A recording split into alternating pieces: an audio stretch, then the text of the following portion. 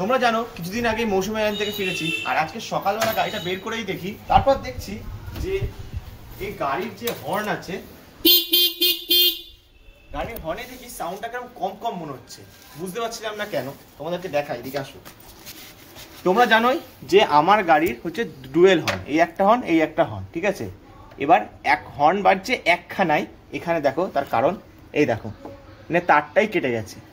এই যে এখানে হর্নটার, এই হর্নটার একটা তারই কেটে গেছে। প্রথমেই তো এই তারটাকে এই প্লাসটা দিয়ে আস্তে করে কেটে নেবে, আর কাটার পর এই যে তামাটাকে এরকমভাবে মুড়িয়ে নেবে। মুড়িয়ে নেওয়ার পর এই যে ক্লিপটা রয়েছে, এই ক্লিপটা ভালো করে এই তারটা একদম ফিক্সড করে দেবে। ফিক্সড করা হয়ে গেলে তারপর এই যে দেখছো ক্লিপটা রয়েছে, এই ক্লিপের মাথাটা দিয়ে প্লাসটা দিয়ে ভালো করে চিপে দেবে। আর চিপে দেওয়া কমপ্লিট হয়ে গেলে তারপর দেখবে এই যে প্লাস্টিকের যে রবারের ক্যাপটা রয়েছে, এই ক্যাপটা এরকমভাবে ফিক্সড করে দেবে।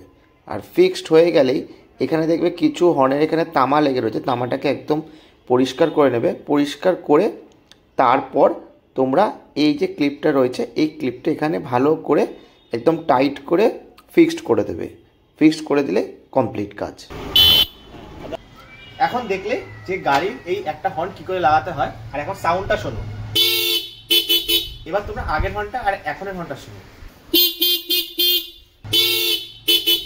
তো তোমরা বিফোর আফটারটা বুঝতেই পারলে কোনটা লাগানোর পর ডুয়েল হর্নে কতটা সাউন্ড বেশি হচ্ছে।